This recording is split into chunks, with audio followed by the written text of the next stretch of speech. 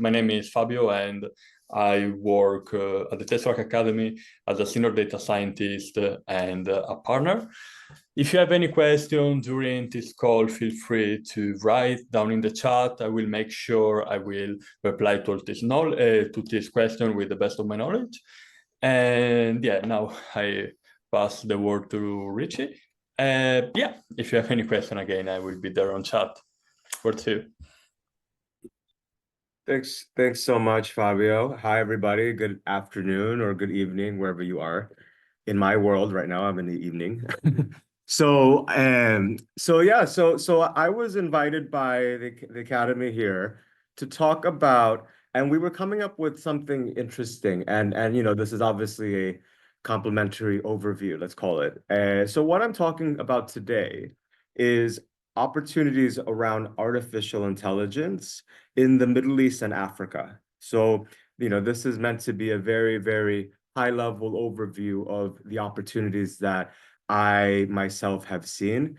And I'm going to hopefully, by the end of this session, hopefully at least inspires you to have more interest in the region. Because obviously, I don't know where any of you guys are from. I assume most of you are not here in the Middle East and Africa, but I obviously know that you have quite a bit of interest for being even listening to these topics, right? So yeah, and what I'll do is I will begin. And Fabio, did you want to quickly add discuss this or not? Yeah, sure. So this is just a quick presentation slides, and our mission at the Tesseract Academy is to empower SME and the bigger corp into the world of AI and Web3. We are specialized in executive education. We work with a lot of companies. We have a lot of events in London in person and also online. So yeah, feel free to subscribe. And if you need, like if you're interested in our offering or more interested to hear talk like that, please feel free to ping us or to reply to our email. Thank you. And what I'm going to do is I'm going to, go through the AI landscape, if you will, of the Middle East and Africa. And then afterwards, if anybody wants to if anyone has any questions, we can address those at the end. Yeah. So what I want to do first is just kind of give you an agenda of what I'm going to talk about. It's so essentially, I'm going to go through an introduction, right, of the region, and then obviously then kind of go into artificial intelligence.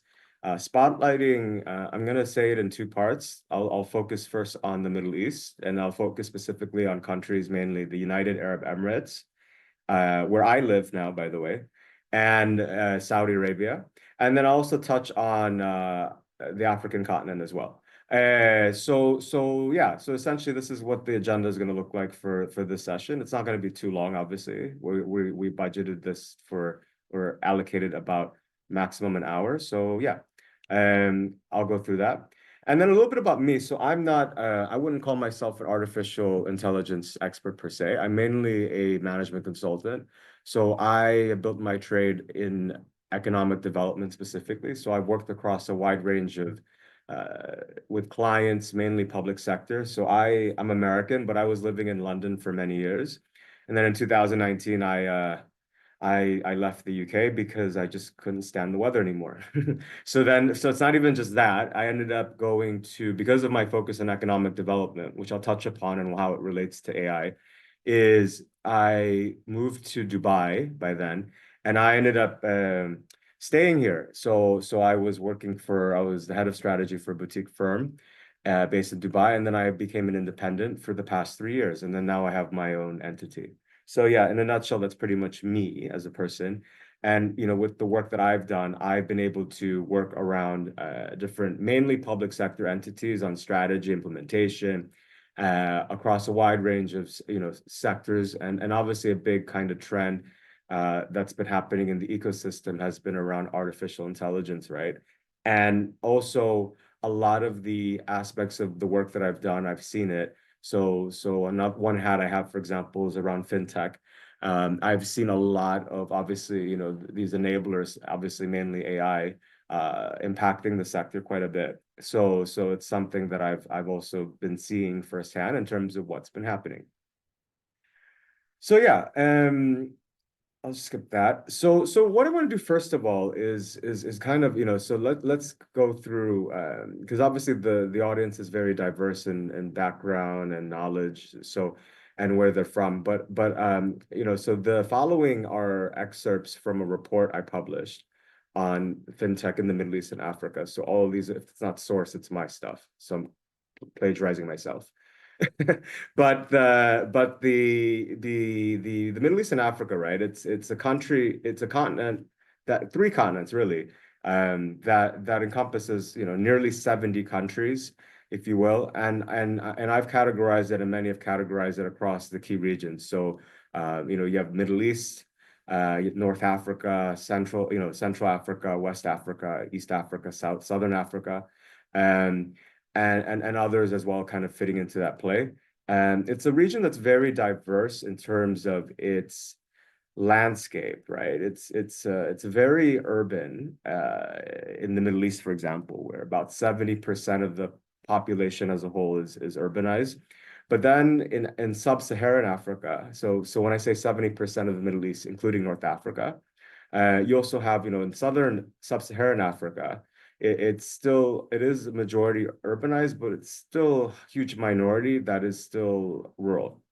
And it has some of the largest cities in the world. It has nearly two, if you add African continent alone, is what 1.4 billion people. It's a lot of things that are happening there.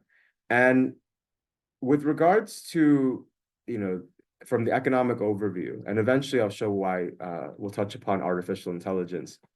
The it's a very lumping Middle East and Africa is very much a it has so many different cultures and social economic backgrounds, right? So it has some of the richest countries in the world, like Qatar, but it also has some of the poorest countries in the world. I think 19 out of 20 poorest countries in the world, if you're looking at GDP per capita or GNI, gross national income, it's mainly in this region as well. So you have this kind of wide range of highly developed economies, but then a quite significant proportion of that is also poor.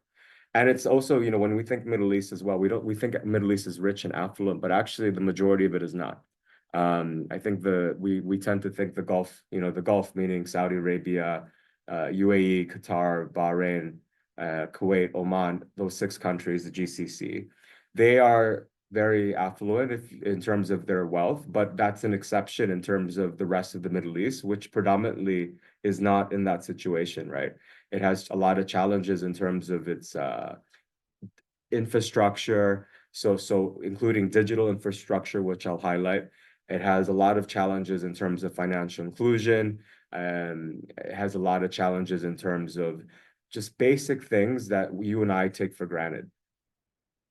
And with regards to, so like just a spotlight, for example, like I was saying, if we look at a sector, for example, in financial services in the Middle East and Africa as a whole, in the report that I published this year, and it's the fourth edition of that, it's called FinTech Middle East and Africa 2024 by the FinTech Times. So I'm the main author and main architect of that. I highlighted key aspects. So obviously it's a financial services background. So I've highlighted key aspects in terms of, what that landscape looks like in the region. And despite its, extremities in terms of some of the wealthiest places on earth and some of the poorest on earth, they do have similar challenges, right? So in financial services, for example, a lot of the ownership of financial institutions are still government owned in some aspects, whether it be partially or 100%. And then that's even in the context of even in the wealthier countries, like in the Gulf. So a lot of the financial institutions here are owned or have significant stakes by the government. And in the West, for those that are in the West, we think of generally, government ownership of financial institutions as a bad thing. But actually, because it reminds us in terms of bailouts from, the financial crisis in 2008, like in the US or UK, where government had to bail banks out, right, in exchange for ownership, partial ownership of that. Whereas in this region, it's still very much, it's not, in that sense, a negative thing. So that's one. lending practices and financial services is very conservative generally. This region, obviously the birthplace of Islam, and has the rise of Islamic finance as well. But obviously in this context for us right now, one I put in bold is actually, the infrastructure in this region, and this is just looking at financial services, is very much underdeveloped. And that's across from the poorest countries in this region to even the rich ones. So if you're looking at, from, various countries in Africa to the richer Middle East even, there's still a gap in terms of the digital infrastructure that is missing, that many in the West take for granted. And that's had a huge impact on the Middle East and Africa in terms of financial services, and that's just financial services. You see similar things across other sectors as well, which I'll highlight later. And then other aspects that I highlighted includes obviously the main theme around financial inclusion for SMEs as well as for individuals. So that's just spotlighting one sector in terms of the Middle East and Africa, and that's just financial services. So then, we look at, now I kind of highlighted specifically digital infrastructure and obviously how this will be, why there's potential opportunities in artificial intelligence, if you will, is, look, 80% of, at one point, 80% of the African continent had their data stored overseas because they just didn't have enough data centers to do that. 80%. It's crazy if you think about it. There's gaps, like I said, even in the rich countries like Saudi Arabia, which I'll highlight later. But essentially, you see these gaps as well in terms of the lack of digital infrastructure. So things like data centers, it's just very much that's posed a lot of challenge, but also now is presenting opportunities. Half of the world's so 1 billion people in this world don't have an ID. Okay, like a basic ID card. And half of that 1 billion people, so 500 million people of that who are ID-less are actually in Africa. So like even basic things such as that is still presented challenges in the past. There's been gaps as well in terms of mobile penetration. Some of the highest, it's extreme. So in the GCC, it has some of the world's highest mobile penetration rates, but in other parts, such as in parts of Africa and some parts of the Middle East, it also has some of the lowest mobile penetration rates. And internet connectivity, even basic things like internet connectivity, there's still millions of people in MEA, Middle East and Africa, who still lack even those types of things that we take for granted. So what is interesting about this region compared to, especially in much of the world, more so in my opinion, is the fact that the governments here, so forget even AI and forget even just in terms of economic development, and also partially why I moved here myself, this is probably the most interesting region in the world at this moment because there's been a lot of government support on trying to diversify most economies, if you will.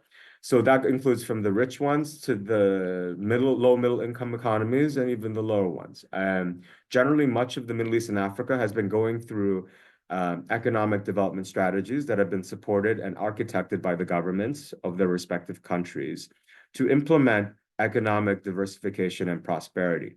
So I have an image here of Saudi Arabia. You might have seen this already. It's called Saudi Vision 2030. This is an example of one where the government of Saudi Arabia has launched a vision, a national economic development strategy that is trying to diversify its economy from a non-oil economy to be one that is more diverse in terms of non-oil revenue, and also promoting the likes of entrepreneurship, a higher quality of living, etc. This has obviously opened the country up in terms of because it used to be very closed, for those that know, to be able to allow foreign direct investment at a large scale. It has been able to open up its economy to allow for opportunities like AI and whatnot to grow. And this is not just a Saudi Arabia thing. This is across much of the Middle East and Africa. So you're seeing this similarly in other countries, like Rwanda, Mauritius, United Arab Emirates, Egypt, this is very much in many parts of the Middle East and Africa, you're seeing a lot of similar, they have their own visions, they call them, but they're all presenting similar aspirations, right? They're trying to become prosperous countries in the future through economic development and diversification and that, you know, these things.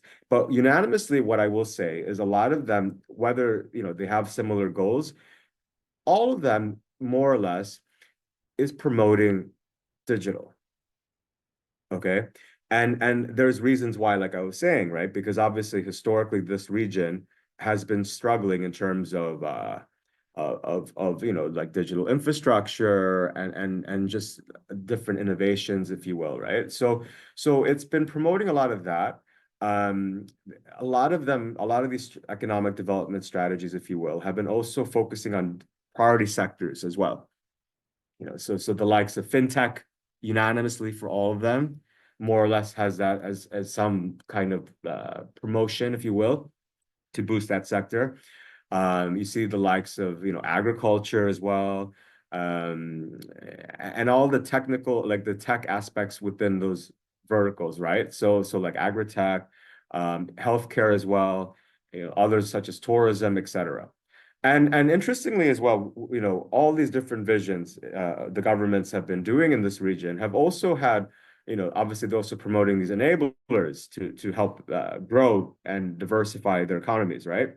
So you're seeing the likes of, you know, obviously the theme around financial inclusion across much of this region is a big thing because it's been a challenge in the past and present. Um, you know, the likes of blockchain being a big thing as well. And obviously, the topic for today, artificial intelligence and big data. So you're seeing a lot of this. And for those that are seeing all, you know, the headlines where, you know, Saudi's investing in this and everything, whether directly or indirectly, that's been happening in this region. I can tell you from the developed economies to the at least low middle income, the likes of, like I said, Saudi, Qatar, UAE, Bahrain, Oman, to Egypt, to Kenya, to Rwanda, Mauritius, etc. They are implementing their own strategies and everything that they're doing, whether it be public sector, government level, to even companies launching initiatives themselves, working with the government or doing it on their own, has either been directly or indirectly because of these. And a lot of the activity that you're seeing in this region is because they are doing this. Okay. So that's where you're seeing a lot of the interest and the opportunities, right? Such as me talking to you guys about this right now to start off that there's a lot of this interest and if you will because there's a lot of support from the government across this region governments across this region to be able to do this. And so if you know, for example, with AI and big data and MEA, let's first focus on the Middle East, okay? You know, for example, in the Middle East, it's expected that over $300 billion is expected to have potential impact for AI in that region. The UAE in particular is expected to see the largest impact that by 2030, close to 14% of its GDP is being forecasted to have this impact by AI. You know, the UAE, by the way, and Saudi Arabia are two examples where you have these big strategies and obviously different strategies within that are also supporting different things. And one of those, so like in Saudi and the UAE, for example, they have their own AI strategies that it's actually within the context of Saudi Vision 2030 for Saudi Arabia, which I'll highlight, that there's actually their own strategies and those being implemented to be able to really boost artificial intelligence in the countries that I spoke about.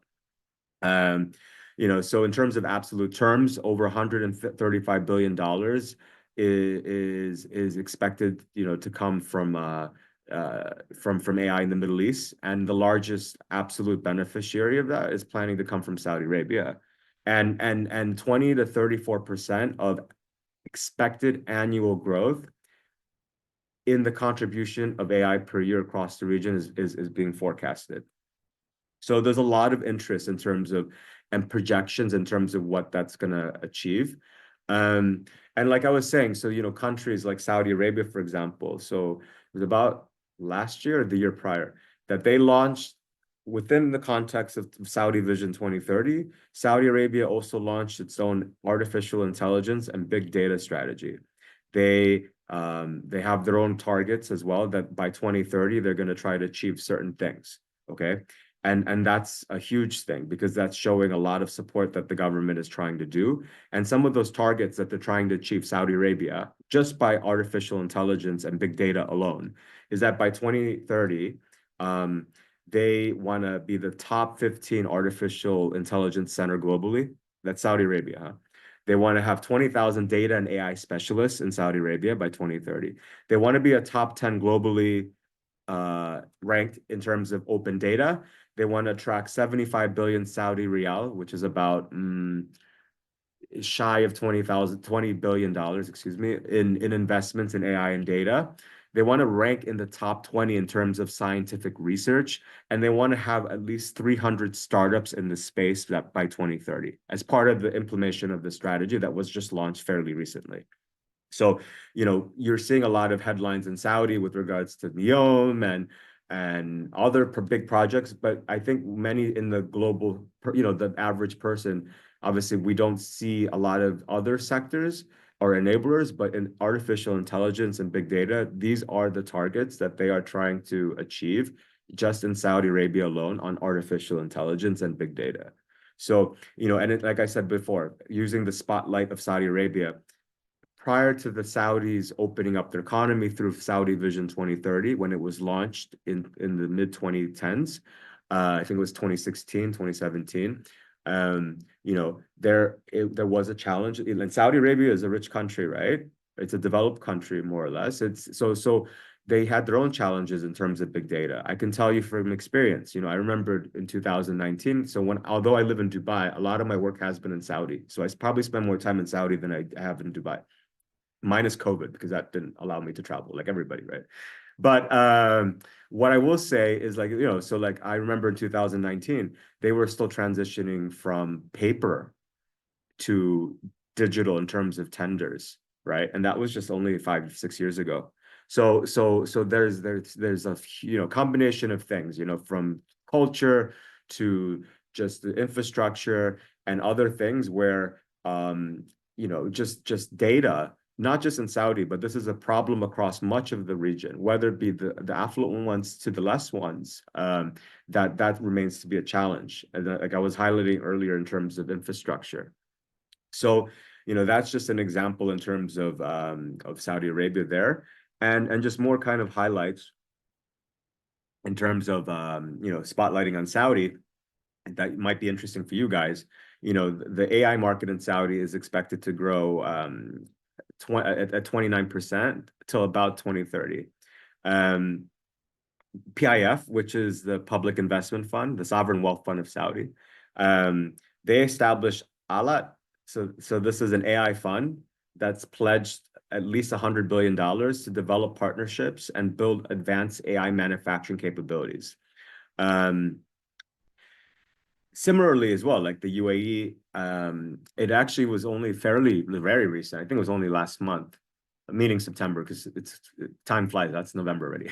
But I mean, like September, August, where even the UAE has its own AI fund as well, like a sovereign wealth fund that's just focused on AI, based in Abu Dhabi. So you're seeing and then forget even that, like the sovereign wealth funds in general, they've been making headlines as well in terms of their interest in in diversifying their portfolio by investing in AI companies in Silicon Valley or London. So there's been a lot of interest as well, you've been seeing as well. And there's a lot of other, like partnerships and other aspects that have been showing, that have been like present in the media that have been showing this impact in terms of AI and big data just in Saudi Arabia and in the GCC. By 2030, Saudi is expected to attract more than $15 billion in data center investments. And they're trying to, increase their installed capacity. Big companies as well have been investing in the sector. Sorry, my video went off. And yeah, you know, I mean, like just to give you the scale of how many data centers are being built in Saudi alone, I can't remember the number, but it's a lot. And you're seeing a lot of this, you know, the gap that they're trying to fill in terms of being able to prepare for a future where they're trying to prioritize AI and big data. Um, and then going in terms of the Middle East as well, you know, so the thing about here, in the Middle East, as we speak about, the the government support has been very strong, right, in terms of economic diversification, but you know, specifically in this context, AI and big data. It was the first country, it was the first country in the world, the UAE, to have a minister of AI back in 2017. This year, I don't know if you saw it, but it was more regional news. And in the summer, they also announced that they are planning to appoint, you know, heads of AI across different government entities here, and they've started doing that across 22 different ministries. So there's such importance in that. And the UAE as well is the first country in the world, apparently, to also have an AI university. It's the Mohammed bin Zayed University of Artificial Intelligence. Um, that was launched, I believe it was about 5 years ago in Abu Dhabi. So, you know, just to kind of give you a bit in terms of the Middle East. And then with regards to Africa, so now we've kind of moved from the Middle East, and now I also want to spotlight Africa as well. Um, whilst I, you know, to be transparent, you know, I have done work in Africa, but not obviously to the extent I have in the Middle East. I would blame COVID because I couldn't travel. So I couldn't do them physically. But I have, you know, especially in fintech, I have been seeing quite a bit in terms of my own experience in the African continent. Um, and there's also other, you know, growth potentials as well with AI in the region, in the continent, excuse me. It has seen, you know, 270% rise in AI related searches over the past year. You know, from Stanford AI Index this year, it showed that 27% of Kenyans now are using GPT, excuse me, daily. Um, there's been other, you know, developments as well. So you know, at present, the Malabo Convention, so it's a legal framework for data protection that's ratified by the African Union, which almost every African country, almost, not all, but almost all are part of the African Union. Okay. Um, you know, so that currently is the kind of main you know, kind of policy and legislation around AI in the continent. Um, but however, there's been some, you know, developments as well, you know, because as we know, I don't know if many knew this that are not from Africa. You know, you have the African Continental Free Trade Agreement that was launched a few years ago. So that's kind of further promoting African Union, because obviously a challenge that many people who try to do business in Africa is it's a lot of countries, right? So you know, I think people treat it as like one continent, it's the same. No, it's not, right? So obviously with the likes of the AFCFTA, the free trade agreement, it's further promoting, you know, cross-border collaboration, like a free trade agreement anywhere. You know, how the EU started back then before it became a customs and political union, an economic and political union, excuse me. So you know, part of that, a big part of the beneficiary of the free trade agreement, you're seeing digital as being kind of like a role model, if you will, of a lot of the developments that they're doing, yeah, in terms of, you know, besides just tariffs and these things. So now you saw, you know, this year that the African Union Executive Council, they've endorsed this year the Continental AI Strategy during its recent session in Ghana just this past July. So there is these discussions as well in terms of, you know, how from a AI that at least that it's acknowledged that it's a priority. It's going to impact the African continent for sure. But in terms of how can the African Union, how can the African countries collectively try to work together in terms of promoting the sector, right? And the AI strategy, if it further develops, you know, so just kind of highlighting key points here, if you will, in terms of what they're trying to achieve, if that goes ahead properly. You know, they're trying to eventually support a harmonized approach in terms of national AI strategies, kind of like what the Gulf is doing, you know, creating, attracting, and retaining AI talent in Africa. Similar, things as well, like other strategies. It would be allowing for people to do these things in terms of fostering an ecosystem that would promote artificial intelligence, right? So you need talent, you need future talented people to be able to develop our latest and future solutions, right? Um, yeah, so I don't know why my camera keeps going on and off, but if you could still hear me.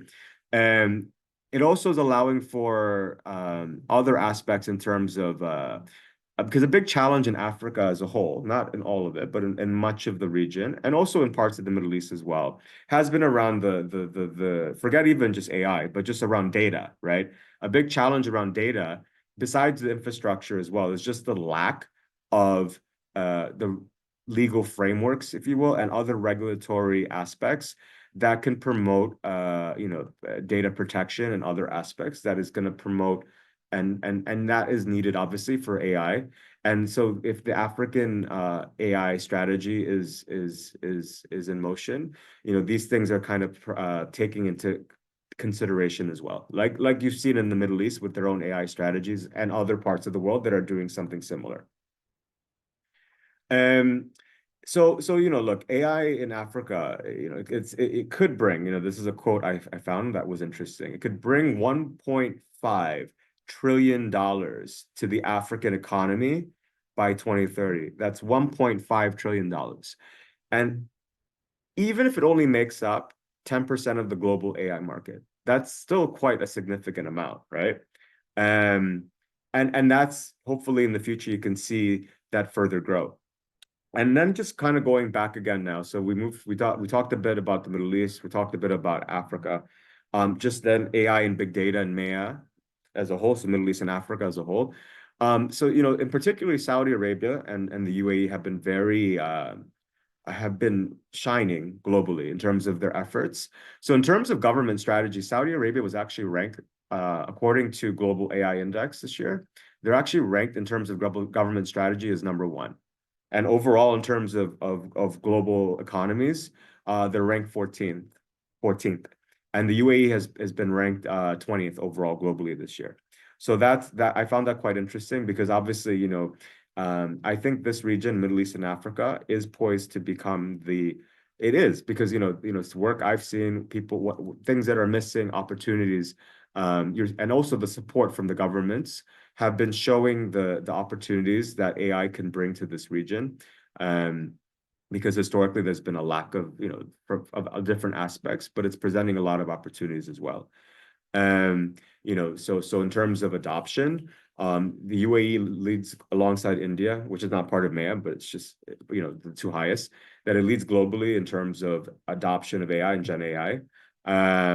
So it's just kind of highlighting that even in terms of usage, it's a region that's very much active, especially in countries like the UAE. And yeah, so what I want to do now is I just want to do a quick reflection, and then I'll leave it with any questions. So look, so let's first go to the Middle East. The Middle East, in terms of my own reflection, it's a region that has had some of the most affluent areas in the world, like I said, like Qatar, Saudi Arabia, UAE.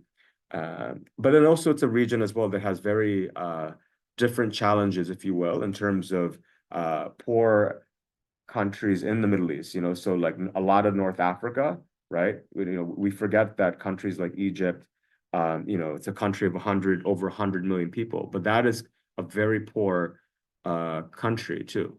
And other aspects, if you will, in terms of that we forget that's Middle East, and especially now, unfortunately, with what's going on in the world and other parts as well. So it's a very much diverse region, Middle East, that has overall have similar challenges where, even rich countries like Saudi, even UAE at one point were struggling in terms of being able to have digital infrastructure to even read data. So how could AI, more sophisticated AI work where they don't even have enough data to be able to have these things, right? But it's changing, I mean, in the short time that I've been here for 5 years, on a personal level, from different sectors, from fintech, from healthcare to travel, to transportation, I've seen it, firsthand in terms of, different aspects of AI solutions being adopted, beyond just a simple chat box, right? So it's definitely becoming more interesting. A challenge that the region, the Middle East, has still is that, I think why the government is also supporting, is because it's not just they don't want to just copy paste solutions from the West, right? Hopefully by 2030, they're also a big emphasis in this region, as I highlighted, is that they're trying to educate and empower the next generation of AI coders, data scientists, whatever we're going to call data scientists in the future, and all different careers that are indirectly and directly related to AI, right? So it's one that's going to present its opportunities, and that's why this region, the Middle East at least, is presenting those opportunities. And then with regards to uh, Africa, I see similar challenges as well. Yes, okay, overall, maybe much of the region is not as affluent as the Gulf, but there are similar stories that they have, right? It doesn't allow for, like I said, in terms of infrastructure, it still remains to be a challenge. When I say infrastructure, I mean digital infrastructure. Um, but I found some of the most interesting solutions, in my experience, such as with fintech and financial services, to be coming from gaps, right? And I think Africa as a whole has presented some of the most interesting solutions to challenges that they often face. So the likes of mobile money being popular in East Africa, in particular Kenya, where M-Pesa came from. Um, those are interesting things, and I think with regards to AI, you're going to see a lot of that as well for the region. And I think with the growth and the further integration of economies through the free trade agreement, as I mentioned, and also in parallel with the African Union, I think you're going to start seeing a lot of harmony in terms of approaches. And as I highlighted earlier, artificial intelligence is in the works of being one of those. So yeah. Um, I think, in terms of my other opportunities, to just summarize before I answer any questions, is just to kind of summarize, if you will. Like I said, for both the Middle East and Africa, the opportunities are, in terms of infrastructure, historically has been lacking data centers and AI-powered solutions, which is a challenge, maybe much more evident than, let's say, in the West. However, what is interesting here in this region, like I said, is nowhere in this world, in my opinion, that the governments have been really, really supportive in terms of this. And that's where, opportunities I see can lie. Because, for example, different for you guys, I don't know what you guys do, but look, this region, for example, so they not only need the infrastructure that they're currently building, right? But they also need experts as well, subject matter experts, to help implement these strategies as well, right? Because they have targets that by 2030 they're going to achieve this, and that. And you're seeing a lot of that. That's why you see a lot of consultants and these things working across the regions to help them work across different aspects of Saudi Vision 2030, for example. So much more than ever, there's a lot of opportunities there in terms of this advisory work, right? In terms of sectors, the opportunities that I see, key sectors that I've highlighted already that you can see in terms of AI would be like agriculture, health tech, healthcare, financial services, mobility, meaning transportation, for example. And in terms of capacity development, a big opportunity I see as well for this region is around capacity development or capability development and upskilling. Because obviously, this region, the Arab world and the African continent are looking to build the next generation of coders, the next generation of data scientists and other careers that are going to be directly and indirectly working with fostering artificial intelligence and data. And then just kind of final considerations before I open to the floor. So just kind of summarize, like I said, to summarize, the Middle East and Africa, there's almost 70 countries, right? a lot of integrations happening, but there's a lot of also government support in the sector. And I think for those that who will be and are considering further doing business in this region, you need to also understand other cultural considerations, which that could be a whole session in its own right, because this will not take that yeah. But basically, like that's a whole session in its own right. So yeah, because obviously Middle East and Africa is a much different player, and you can't summarize cultural business etiquette across nearly 70 countries. Each one is completely different. So yeah. Anyways, what I want to do now is I want to leave it here. Does anyone have any questions? Because my camera went off, I'm just gonna read my screen here. I think people were sending it on the chat. Yeah, does anyone have any questions, by the way? If it's okay, I will start with a question. Yeah, go ahead. And yeah, so first of all, thank you very much for for being such like such a big pot of knowledge and have such a big detail on all these different entity, and especially to stress how Africa is not a single country, but there are different reality and different way to do business with it, and stress how different sectors are important.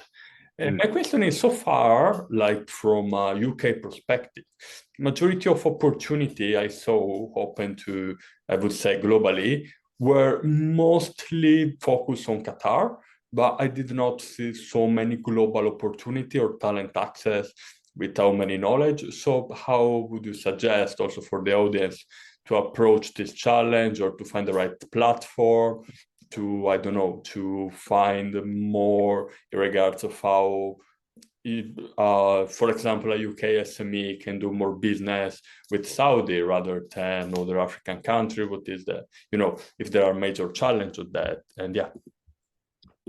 Yeah, like I was saying with business etiquette, so the doing business in the Middle East and Africa is a completely different topic.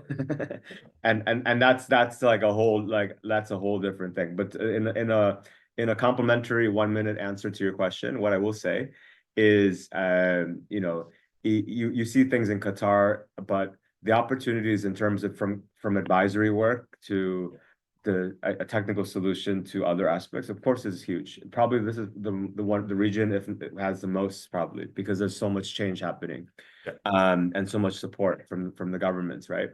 And a lot of past challenges with infrastructure. I would suggest to you, is consider the way business is done in this region, and obviously your approach from a UK perspective. I don't know where you're from, like originally, but the Middle East Arab culture, if we're focusing on the Middle East, is a whole different ballgame that I myself, like I'm American, Hispanic American. So when I kind of came to this region, I became more Hispanic, really, because it's similar the way that they do business here. So what I'm trying to make is I would consider that your approach to maybe it's a future session, but doing business in the region is completely different. It's just doing it remotely from the UK will not work. I'll tell you that. So that's a whole different thing. But you see it in Qatar. The Saudi has way more, UAE as well, right? Because they're larger countries. So there are opportunities abounding. And like I said, even if you look at the African continent, right? Like this AI strategy that could be implemented, that could potentially present other opportunities for you as well. But just looking at the GCC alone, at least those three countries, Qatar, UAE, Saudi, are definitely advancing their ambitions in AI for sure. Thank you very much. No, you're welcome. Anyone else?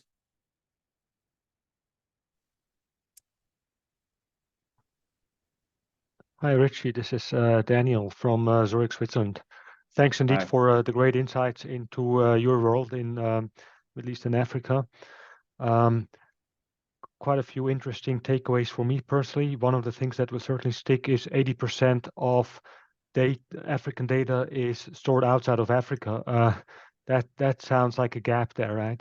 And you spend quite some time focusing on digital infrastructure, and I wasn't quite aware of the gap that there seems to be. How critical is it for the region to close the gap, and to what extent do you think it's strategically wise that they keep chasing the AWS and other leaders as opposed to focusing on downstream applications and bringing the technology to business? Groundwork versus application in the business world. Where do you, is it smart to focus so much on the infrastructure side of it, where they could say, okay, we're contented with the fact that we are reliant on AWS? What is their mentality in this regard? Yeah, in a very brief answer, so I'll do Africa to generalize and Middle East to generalize. In the African context, I'll kind of put it as like 1, 2, 3. So, so like level, right? So, because traditionally much of the African continent in terms of infrastructure, so like let's use financial services, for example. You have something basic and they don't have the infrastructure here. So they kind of, in many cases, have jumped from 1 to 3 without 2 by need, and you've seen that with like mobile money, for example, where you don't even use a smartphone to bring financial inclusion, which I was mentioning earlier. So in the African story, in many cases, it was not because they don't, and partially they don't have many parts don't have the resources to even build it, right? So the need for infrastructure has often been bypassed to be able to just adapt to the situation. Yeah.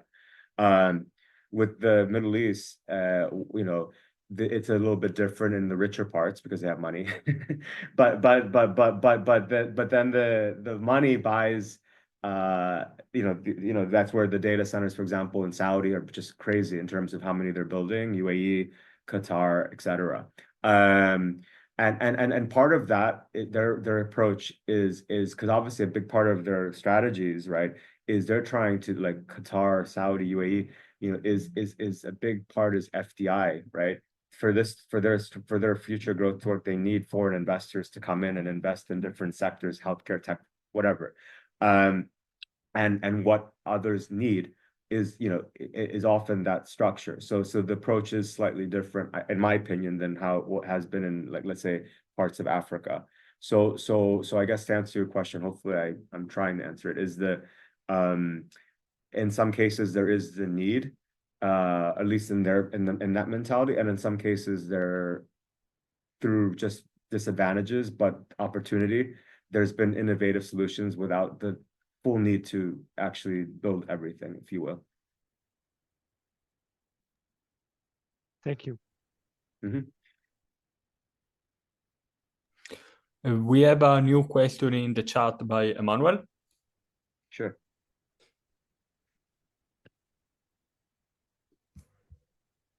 So he wrote, in relation to the opportunities in both continents you've mentioned, job-wise, would you see a cybersecurity analyst securing a role, either remotely or working there in person? Would you also encourage having a certification in cloud computing, as you mentioned that data is from Africa? Okay, so basically the question is around working. So in terms of job-wise, in a 1-minute answer, again, it depends on, the company, if you will, what that would require. But I think in this world of, you could say that, yeah, maybe there are opportunities that's virtual, but in some cases, look at the tech industry now. I think it's Facebook that just yelled at its employees saying you have to go back to the office full time or we fire you.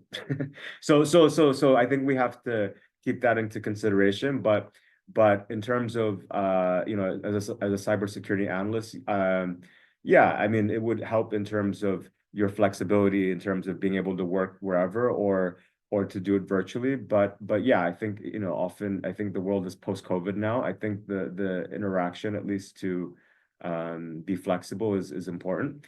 And then in terms of certifications, yeah, I think the more I think, forget even certification, but yes, of course, certifications are, it's not that you need the certification, in my opinion, just in general. I think learning is important in general, okay? And just a certification or degree is a consequence of the learning that you did formally, right? So in my opinion, the more you're learning, the better, right? Because especially in an industry like this, anything digital, anything like that, it just changes so fast that it's just the more you learn is always helpful, right? So hopefully that answers your question. I saw a hand. Is it Danny? You want to ask your question? Yeah, thank you so much for sharing all of this useful information. Indeed, I believe technology in general in Gulf area is booming right now. But I would be particularly interested to listen from your perspective. What are the short-term and long-term challenges that Saudi Arabia, Qatar, UAE are going to face like in the future? So what are the challenges you see as management consultant in this area and this particular places? Thank you. Yeah. Yeah, in a short 1 minute answer, short term, I think, both related and indirectly related. You're always gonna actually it's a short and long term, but for things that are indirectly related is, political and economic challenges are always going to be a problem for anywhere, and especially now. But in terms of direct, short term, I would say is, there are targets, right? Whether it be this AI strategy implementation or wider 2030 of Saudi or UAE or Qatar, the price of oil and these things is impacting budgets, right? So in terms of the short term, there could be not cuts, but realignments of budgets on how to implement certain things. So maybe it could be cuts on targets in AI, could be cuts on projects that are in other sectors. In terms of, and that could even be in terms of potentially investments in data centers or whatnot. But so that's why I say like short term, because price of oil impacts, because even though they're trying to diversify their economy, a big part of their budget still come from oil, right? So that's how it's funding everything, right? So I would see that as a short, medium term. And then in terms of the long term, obviously would be the impact that they're doing right now to be able to hit their targets, if you will, because it's overall, yes, okay, they try to hit their target, but to get those targets, they need to attract foreign investors, foreign talent, foreign opportunities, but also internally, whether it be citizens or residents, they're trying to also educate and train people to be able to create solutions as well. And if that could be a long-term challenge, if you will, because this region also has, meaning just I'm focusing on the Middle East, historically, especially the Gulf, especially locals historically did not work in the public sector, or they worked in the public sector. They were not really entrepreneurs per se. That's why you have expats normally in the private sector, right? Historically, but then that's also a shift in terms of mentality. So a long-term challenge could be the cultural shift, if you will, of trying to become more business oriented, entrepreneurship oriented, away from the traditional way of I would just work in a government job because it's cushy, rather than I can be the next AI startup, or I could be the next data scientist for a big company somewhere. Thank you. Just be cautious of time. Should we ask this last question for Stavros? Yeah. Okay. Yeah, because of time.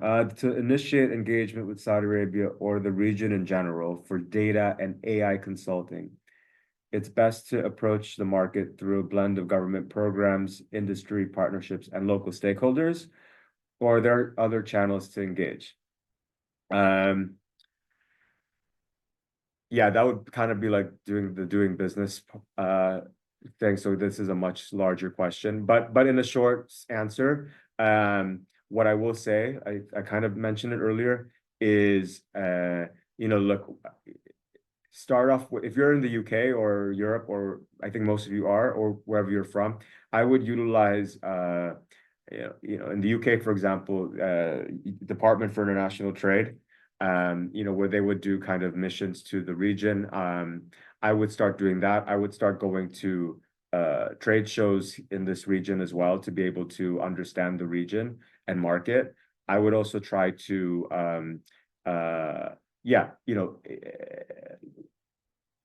it's hard to do it alone and it's hard to do it virtually. You need to, as part of the doing business in the region, it requires much more effort, and you can't do it. You won't succeed unless if you're really lucky, which is not common. You won't succeed doing it virtually by yourself. You definitely need to be active on the ground, and you definitely need to partner and also have those alliances to help you. Could be your own governments through missions, or like UKTI or Department for International Trade in the UK, or it could be one in this region that you could be working with you.